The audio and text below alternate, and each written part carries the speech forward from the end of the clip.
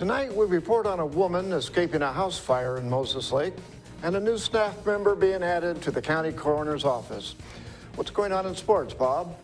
Moses Lake Track and Field turns in a solid performance in the last regular meet of the season, and Big Bend Baseball is eliminated from postseason play. Stick around and I'll give you all the details. Let's take a look at our Weather Center forecast. And here in the weather department, we're watching a little bit of moisture overnight tonight. It should clear out during the day tomorrow. And by the weekend, things are really looking nice. All the details coming up. I'm Alan Troop. Stay tuned for all of this and much more on iFIBER 1 News. From the iFIBER 1 HD studio here in the heart of the Columbia Basin, this is iFIBER 1 News. Your #1 source for local news, sports headlines, and our very own Weather Center forecast covering the entire Columbia Basin. This is iFIBER 1 News, and it starts now.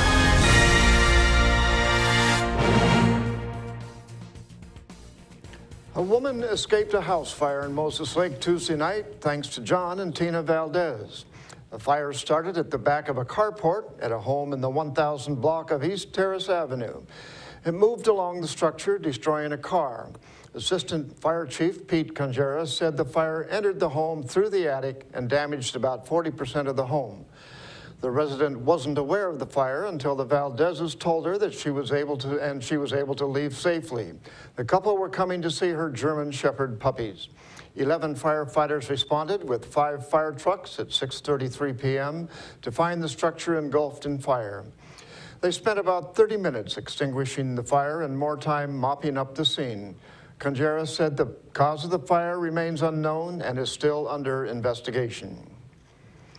The Grant County Coroner's Office added its first new position in nearly 20 years. Investigator K.C. Sherwood started at the coroner's office this week after the commissioners approved the position last year. Sherwood was a deputy coroner in Pend Oreille County and a U.S. Army mortuary affairs specialist. The coroner's office has been manned by 2 people since 1995, Coroner Craig Morrison and Chief Investigator Jerry Jasmine. In 2012, they investigated 200 deaths. The number increased to 409 cases last year. The coroner's office is tasked to investigate any death where the person dies suddenly. A single case can take as little as 3 or 4 hours or as much as 4 or 5 days. No one was injured in a vehicle fire in downtown Ephrata yesterday evening. Fire Chief Jeremy Burns spotted the smoke coming from a pickup truck on the corner of A Street and Nat Washington Way shortly before 7 p.m., he said. A man holding a jug of water was trying to extinguish the smoke coming from the truck. Burns said he asked the man whether he had called to report the fire, and learning he hadn't, notified the other firefighters about it. The volunteers had recently finished a training and responded to the fire. The flames were extinguished in about 15 minutes. More information was released about the Snohomish man who allegedly stole a car and fled from a collision on Interstate 90 where 2 women were injured.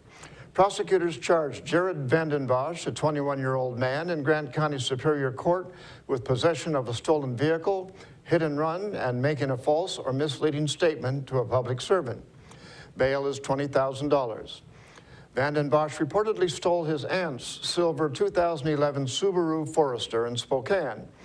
A witness reported seeing him driving erratically on I-90 before trying to pass a Cadillac with 2 Moses Lake women. He reportedly struck the rear of the car, causing both vehicles to roll sideways off the highway. He fled on foot. Police reportedly found him later prowling the semi-trucks in the parking lot of a truck stop. He reportedly admitted to trying to steal a truck, but claimed he couldn't remember the collision. He allegedly said he drank a 30-pack of beer that day. Filing for Grant County's November election opens next week.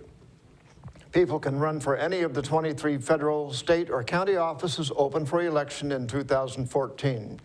Candidates need to be a registered voter living in the area they hope to represent and pay a filing fee. The filing fee is 1% of the position's salary.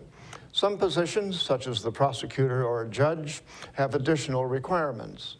People can file in person at the Grant County Auditor's Office, located at the Grant County Courthouse in room 203. They can file online by following the links in the Auditor's section of the Grant County homepage located at www.grantcounty.wa.us. People can file through the mail as well. Filing for an elected office ends on May 16th. Now let's take a look at people currently being sought out by the Grant County Sheriff's Office. This is Sheriff Tom Jones with the Grant County Sheriff's Office. Each of the people you see here have a warrant for their arrest. If you see any of these people, we ask you do not attempt to detain or apprehend them, but call us at 509-762-1160 or send us an email at crimetips@co.grant.wa.us. If the person is presenting a danger, call 911. With your help, we can bring these people to justice and make our community safer. We will be right back after this.